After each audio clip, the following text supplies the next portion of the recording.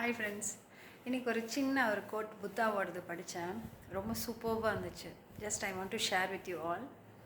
Change is never painful, only resistance to change is painful அப்படின்னு சொல்லுது.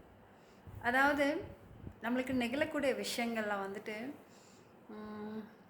ஒன்றும் மாறிக்கிட்டே தான் இருக்கும்.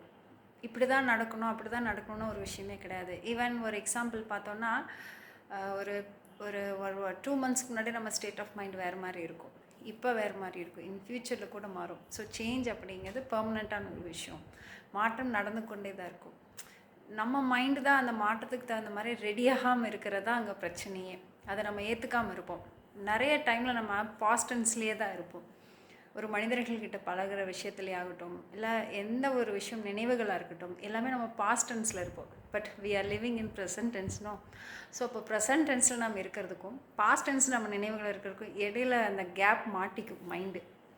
ஸோ அப்போ நம்ம ஒரு விஷயத்தை நம்ம திங்க் பண்ணுறப்பவே இதுவும் மாறும் அப்படிங்கிற ஒரு மைண்ட் செட்டோடு நம்ம திங்க் பண்ணி அதுக்கு தகுந்த மாதிரி நம்ம லைஃப்பை லீட் பண்ணோம் அப்படின்னா எந்த சேஞ்ச் வந்தாலும் நம்மளுக்கு என்ன அஃபெக்ட் பண்ணாது.